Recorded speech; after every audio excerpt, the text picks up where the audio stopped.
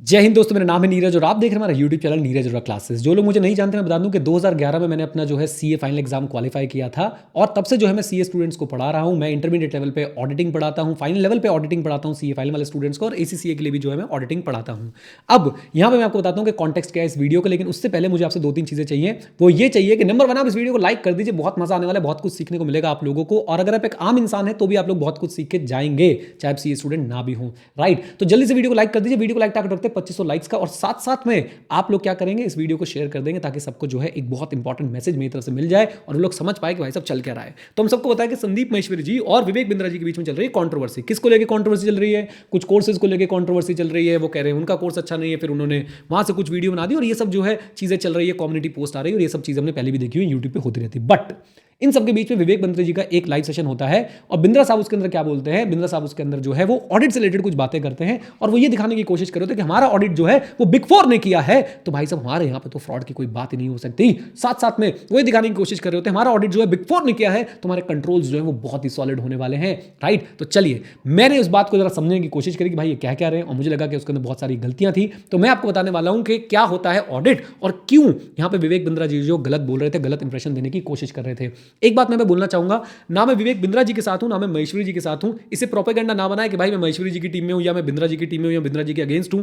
मैं दोनों के साथ नहीं हूं, दोनों के अगेंस्ट नहीं हूं भाई। मेरे को बस जब मेरी फ्रेटर्निटी या मेरे सब्जेक्ट के बारे में बात हुई तो मुझे लगा कि मुझे आगे आके इसको जो है क्लैरिफाई कर देना चाहिए, दैट्स इट। और विवेक जी, अगर आप ही आपकी टीम में से कोई देख रहे हैं इसको, प्लीज इसको पर्सनली मत लीजिएगा। हम सब चाहते हैं एक दूसरे के इंप्रूवमेंट हो। मेरा भी जो है स्लोगन वो यही है कि सीखते रहें, क्योंकि सीखना शुरू तो जीतना शुरू। और मैं आपके कोर्स के अगेंस्ट कुछ कमेंट नहीं कर रहा हूं, although I have that right. Why? Because आपकी टीम ने मुझे भी जो है एक बार अप्रोच किया था अपने कोर्सेज देने के लिए, बट हमने कुछ चीज़ों को देखते हुए, कुछ चीज़ों को समझते हुए अपने कोर्सेज या आपके साथ कोलैबोरेट करना उस समय पे सही नहीं समझा था, आपके बिजनेस के साथ कोलैबोरेट करना उस समय पे सही नहीं समझा था। बट मैं उसके अंदर डिटेल में नहीं जाना चाहता हूं। मैं अभी स्पेसिफिकली आपसे बात करना चाहता हूं। आपने जो स्टेटमेंट दी है कि मैं अपना ऑडिट जो है बिग फोर से कराता हूं, मैं छग्गू लाल गुप्ता एंड सन से नहीं कराता या मग्गू लाल गुप्ता एंड सन से नहीं कराता, what ever your statement was, but उसका इंटेंट यही था कि आप दिखा रहे थे कि बिग फोर का ऑडिट जो है वो कमाल का होता है और बिग फोर ने अगर ऑडिट किया तो फ्रॉड के तो चांसेस है ही नहीं। खैर, मैं यहां पे आपको ऑडिट के बारे में थोड़ी बहुत बातें बता देता हूं। ऑडिट क्या होता है? Audit is basically checking that financial statements जो बने हैं ना, वो अपने रूल्स और रेगुलेशंस के हिसाब से बने या नहीं बने हैं। मैं टेक्निकल लैंग्वेज भी बोल सकता हूं। अगर आप एक लेमैन है, यानी कि अगर आप ऑडिटिंग बैकग्राउंड से नहीं आते, तो मैं आपके लिए आसान भाषा में बताऊंगा और मैं टेक्निकल लैंग्वेज भी साथ साथ बोलता रहूंगा। अगर आपको मेरी बोलने की स्पीड ज्यादा या कम लग रही हो तो आप लोग उसे यूट्यूब के वो गियर से जो है एडजस्ट कर सकते हैं, ताकि आप लोग आराम से मुझे सुन पाए और समझ पाए। तो ऑडिटिंग क्या है? It is an independent examination of the financial statement, right. Financial statement को एग्जामिन किया जाता है ये देखने के लिए कि फाइनेंशियल स्टेटमेंट अपने अकाउंटिंग स्टैंडर्ड, अपने रूल्स एंड रेगुलेशंस के हिसाब से बने हैं या नहीं बने हैं। This is the first thing, right. अब क्या ऑडिटिंग में जब हम ये एग्जामिनेशन करते हैं तो भाई साहब ऑडिटर 100% गारंटी दे देता है कि भाई साहब मैंने फाइनेंशियल स्टेटमेंट चेक कर लिए, इसमें तो कोई गलती है ही नहीं, इसमें तो कोई फ्रॉड है नहीं? नहीं, गलत, पहली गलती। क्यों? अगर आप लोग ऑडिट का ऑब्जेक्टिव पढ़ेंगे, ऑडिटर का ऑब्जेक्टिव पढ़ेंगे, तो उसमें साफ साफ लिखा है auditor will obtain reasonable assurance that financial statement are free from material misstatement. Auditor will obtain reasonable assurance, come on, one more time, ऐसे बोलते हैं ना बिंद्रा साहब आप, one more time. Auditor will obtain reasonable assurance that financial statement are free from material misstatement. अब यहां reasonable assurance word जो है बहुत इंपॉर्टेंट है। क्या होता है रीजनेबल एश्योरेंस? रीजनेबल एश्योरेंस होता है high but not absolute. High but not absolute मतलब यहां पे ऑडिटर कह रहा है कि हां मुझे लग रहा है और मैं इस पे हाईली कन्विंस्ड हूं that financial statement are free from material misstatement, लेकिन मैं गारंटी नहीं दे रहा। अगर आपकी रिपोर्ट में लिखा है कि ऑडिटर ने गारंटी दी है कि आपके फाइनेंशियल स्टेटमेंट फ्री है फ्रॉम मटेरियल मिसस्टेटमेंट, तो दिखाइए मुझे, दिखाइए मुझे। ऐसा हो ही नहीं सकता कोई ऑडिटर अपनी रिपोर्ट में ये लिख दे that we are giving absolute assurance that financial statement are free from material misstatement. मैं आपको इसका रीजन भी समझा सकता हूं ऐसा क्यों होता है, राइट। पहले मैं आपको पूरा ऑब्जेक्टिव बता देता हूं। Reasonable assurance that financial statement are free from material misstatement and then auditor will give opinion that whether financial statement are prepared in all material aspect as per applicable financial reporting framework, right. ये होता है auditor का objective. अब सुनिए मेरी बात को, why reasonable assurance? क्योंकि ऑडिट के अंदर होती है इनहेरेंट लिमिटेशन। क्या होती है इनहेरेंट लिमिटेशन? ऐसी दिक्कतें जो ऑडिट के नेचर की वजह से, जो ऑडिट से अलग नहीं की जा सकती। जब भी ऑडिट होगा वो लिमिटेशंस, वो परेशानियां रहेंगी ही रहेंगी, जिसमें से मैं आपके साथ 2-3 परेशानियां शेयर करना चाहूंगा। नंबर 1, सबसे पहली चीज क्या होती है? सबसे पहली चीज होती है नेचर ऑफ फाइनेंशियल रिपोर्टिंग। यानी जो फाइनेंशियल स्टेटमेंट आप लोग बनाते हैं ना, वो फाइनेंशियल स्टेटमेंट के अंदर जजमेंट एस्टिमेट्स इन्वॉल्व होते हैं। जिस चीज को बनाने में जजमेंट्स और एस्टिमेट्स इन्वॉल्व है, आप मुझे बताइए क्या उस पर 100% एश्योरेंस दी जा सकती है? क्या उस पर 100% सर्टेनिटी दी जा सकती है? Answer is no. दूसरी परेशानी क्या होती है? वो होती है nature of audit procedure. Auditor है, इन्वेस्टिगेशन नहीं करने आया है, ऑडिटर है, इसके पास कोई लीगल पावर नहीं है सर्च की, आपसे इन्फॉर्मेशन मांगेगा, आप जो इन्फॉर्मेशन देंगे उसके बेसिस पे ये काम करेगा। अगर आप एक फैब्रिकेटेड डॉक्यूमेंट भी दे देंगे ना, तो ऑडिटर की कोई रिस्पॉन्सिबिलिटी नहीं है कि उसके फॉरेंसिक चेक करे। हाँ, प्राइमा फेसी उसे गलत लिखेगा तो वो डेफिनेटली उस पर एक्शन लेगा, लेकिन भाई साहब वो कोई फॉरेंसिक बंदा नहीं है कि वो जाके उसको लेबोरेटरी में चेक कराने वाला है कि भाई साहब कागज सही है, फॉन्ट सही है, लिखाई सही है, साइन सही है। नहीं नहीं, ऐसा वो नहीं करता है। इन्हीं लिमिटेशंस के चलते हुए ऑडिट में जो एविडेंस ऑब्टेन होते हैं वो परसुएसिव होते हैं, परसुएसिव, कॉन्क्लूसिव नहीं होते बिंद्रा साहब, कॉन्क्लूसिव नहीं होते, 100% गारंटी नहीं होती। प्लीज इस बात को समझिए आप। और यहां पे मैं आपको एक बात और भी बता दूं, हमारा एक स्पेसिफिक स्टैंडर्ड है जो बात करता है किसके ऊपर, फ्रॉड को लेकर ऑडिटर की क्या रिस्पॉन्सिबिलिटी है। उसमें क्लियरली लिखा हुआ है कि ऑडिटर फ्रॉड डिटेक्शन के लिए नहीं आया है, डेफिनेटली उसको फ्रॉड से रिलेटेड कंडीशन मिल जाएगी तो वो एक्शन लेगा, लेकिन फ्रॉड डिटेक्शन ऑडिटर का काम नहीं है। आप ऐसे 240 पढ़ सकते हैं, आपकी टीम में डेफिनेटली चार्टर्ड अकाउंटेंट्स होंगे, वो आपको बहुत अच्छे से ट्रांसलेट करके बता देंगे, राइट। एक बात मैं आपसे और बोलना चाहता हूं, वो बात क्या, आप अपनी ऑडिट रिपोर्ट भी अगर देखते हैं ना, वहां पे भी मैनेजमेंट की रिस्पॉन्सिबिलिटी लिखी रहती है। मैनेजमेंट की रिस्पॉन्सिबिलिटी क्या होती है? Number 1, preparation and presentation of financial statement as per applicable financial reporting framework, यानी कि फाइनेंशियल स्टेटमेंट्स को बनाना आपकी responsibility. Number 2, design, implementation and maintenance of internal control so that preparation and presentation of financial statement can take place which are free from material misstatement, यानी internal control, जो word आप लोग बार बार बोल रहे थे ना, कंट्रोल कंट्रोल कंट्रोल, कंट्रोल बनाना भी फाइनेंशियल स्टेटमेंट सही बने, वो आपकी रिस्पॉन्सिबिलिटी है। लेट मी टेल यू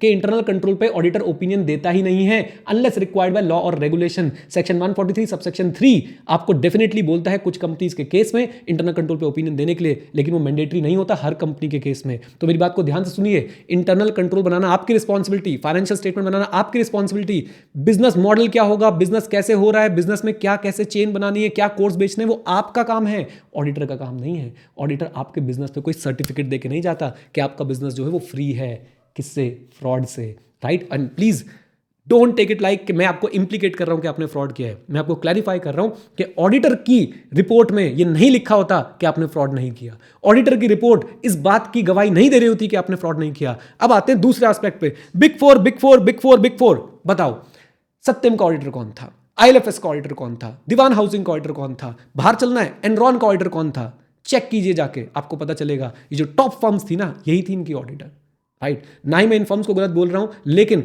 याद रखिए कि भाई बड़ी फर्म से ऑडिटिंग कराने का मतलब ये नहीं होता है कि आपकी financial statement are free from material statement, right. और आपने एक दो वर्ड यूज किए कि छग्गूलाल गुप्ता एंड सन्स और मग्गूलाल गुप्ता एंड सन्स, आपको क्या लगता है कि इंडियन चार्टर्ड अकाउंटेंट्स की कैपेबिलिटी पे आपको डाउट है? मेरे हिसाब से आपको डाउट नहीं है, आपसे गलती से शायद ये शब्द निकल गए, बट ये ध्यान रखिए जब आप कुछ बोल रहे होते हैं तो भाई किसी फ्रेटर्निटी को हर्ट हो सकता है। एक चार्टर्ड अकाउंटेंट जब क्वालिफाई करके अपनी प्रैक्टिस शुरू करता है ना, वो भाई साहब अपनी जान लगा देता है नेटवर्किंग के लिए, जान लगा देता है क्लाइंट्स लाने के लिए, और आप उसे छग्गूलाल गुप्ता एंड सन्स कह के बुला रहे हैं कि आप उसकी कैपेबिलिटी भी डाउट कर रहे हैं। बिग फोर का कोई भी चार्टर्ड अकाउंटेंट उठा के लिया, सबने आईसीआई के तो एग्जाम्स देके पास हुआ है, या फिर किसी ने ICI Nagpur, ICI Maharashtra, ICI Jammu Kashmir के एग्जाम देके पास हुए, अलग अलग एग्जाम देके थोड़ा ना पास हुए हैं, सेंट्रल लेवल पे एग्जाम्स होते हैं साहब, सब एक जगह से पास हुए हैं, सब ने यही ऑडिट पढ़ा है, सब ने अच्छे से ही जो है मेहनत करी, और क्लाइंट पे ओपिनियन देने से पहले हर कोई चाहता है कि अपना बेस्ट दूं, राइट। तो प्लीज ये जो, और इसमें मैं एक बात और ही बोलना चाहता हूं, आप खुद ही इंडिया के चार्टर्ड अकाउंटेंट फर्म्स को कम दिखाना चाह रहे थे, फिर मैं आपको बेनिफिट ऑफ डाउट दे रहा हूं, ये आपकी इंटेंशन बिल्कुल नहीं थी, and I respect that, but आप प्लीज अपने वर्ड्स ध्यान से चूज करें। आप ये दिखाना चाह रहे हैं कि इंडियन चार्टर्ड अकाउंटेंट्स यानी कि जो इंडियन फर्म्स है भाई साहब, उनमें कुछ कमी है। एक चार्टर्ड अकाउंटेंट जो भाई साहब 5 साल से प्रैक्टिस में है, इंडिविजुअल प्रैक्टिस कर रहा है, क्या उसके पास वो स्किल्स नहीं है, उसके पास वो हुनर नहीं है, उसके पास वो ज्ञान नहीं है, उसके पास वो कैपेबिलिटी नहीं है? ऐसा नहीं है, सब कुछ है उसके पास, सब कुछ है उसके पास, राइट। आपको सही लगेगा कि मैं बोलूं कि भाई मैं बोलूं कि जो बड़ा बिजनेस है, जो भी आप कोर्स वगैरह कराते हैं, उसके बंदे को आईएम से कंपेयर करके देखो, और उसके आपके बंदे को मैं बोलूं कि छग्गूलाल गुप्ता एंड सन्स है, नहीं लगेगा ना। मैं फिर भी आपको बेनिफिट ऑफ डाउट दे रहा हूं, मैं किसी तरह की लड़ाई में नहीं पड़ना चाहता, बस मेरा एक ही मैसेज है, एक तो जनता से मेरा मैसेज है कि आप लोग बहुत गलीबल हो, किसी ने बोल दिया हमने ऑडिट बिग फोर से कराया तो हम लोग मान लेते हैं भाई सुभान अल्लाह इसकी फाइनेंशियल स्टेटमेंट बहुत ही अच्छे होंगे। मैं बिंद्रा साहब और उनकी टीम से बात बोलना चाहता हूं कि आप कुछ भी करिए सर, आप आपस में किसी से कुछ भी बोलिए, ठीक है, आपका बिजनेस है और हर किसी के पास राइट है अपने बिजनेस को प्रोटेक्ट करने का, आपके बिजनेस मॉडल के बारे में कुछ बोल ही नहीं रहा।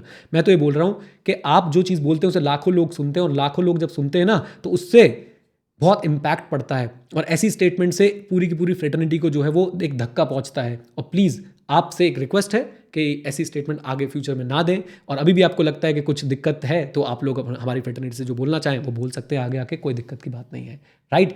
उम्मीद करता हूं कि आपको सबको ये वीडियो पसंद आई, उम्मीद करता हूं कि मैंने किसी को डिसरिस्पेक्ट किए बिना जो है क्लैरिफिकेशन दी है, और बिंद्रा साहब की वीडियोज़ मैंने भी देखी है, महेश्वरी साहब की वीडियोज़ मैंने भी देखी हैं, दोनों ही कहीं कहीं जगह पे सही लग रहे हैं, कहीं कहीं जगह पे गलत लग रहे हैं। ये फाइट आराम से सुलझ सकती थी आपस में बातचीत करके, एंड आई डोंट नो आगे क्या होगा, बट अगर ऑडिट पे कुछ बात होगी तो मैं ज़रूर आऊँगा, आप लोगों को बताऊंगा कि ऑडिट क्या होता है, कैसे होता है, कब होता है, क्यों होता है, राइट।